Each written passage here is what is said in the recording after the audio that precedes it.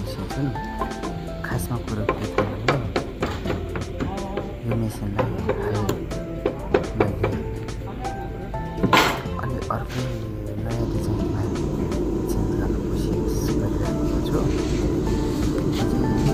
काम गर्दाखेरि पछि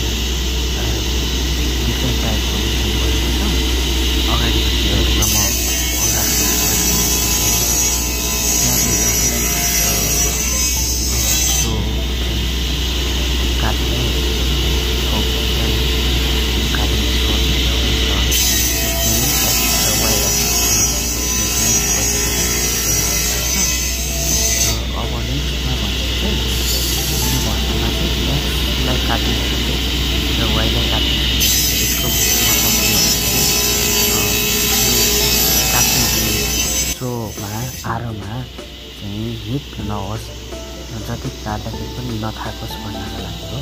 र अझै सिस्टमेटिकमा के छ भन्दाखेरि अर्को एउटा चाहिँ सिएनसी राउटर पनि जोडिएको छ बिचमा, जसले चाहिँ विभिन्न डिजाइन तथा बुट्टाहरू पनि पुन्छ। मैले यो 2016 को मोडलले कस्तो काम गर्छ भनेर एकताली फ्याक्ट्री अवलोकन गर्न मात्रै आएको थिएँ। यो बारेमा जानकारी चाहिँ थियो। पछाडिका क्लिपहरू पनि अझै म्यानुअली हातले सार्नुपर्छ। तर अहिले नयाँ आएकोमा चाहिँ अटोमेटिकल्ली जहाँ हामीले साइजहरू राखेका छौँ त्यहाँ अटोमेटिकली सर्छ। यो मेसिनमै काम नगर्नेहरूले यति धेरै शब्दहरू खासै सुन्नै पर्छ जस्तो मलाई लाग्दैन। यसो हेरेर रमाइलो लिनुहोस्, आवाजमा रमाइलो गर्नुहोस् बस। Thank you so much everybody.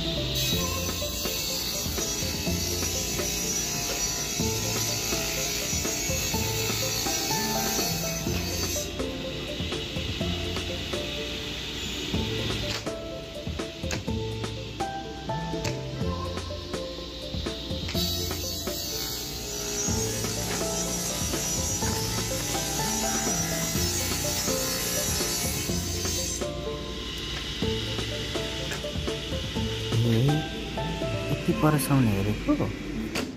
ओहो, ल तपाईँहरूलाई धेरै धेरै धेरै धन्यवाद छ। कस्तो धन्यवाद दिन लाग्दाखेरि पनि काटे नै न्याके जस्तो भएको। धेरै धेरै धन्यवाद छ हजुरहरूलाई। धन्यवाद।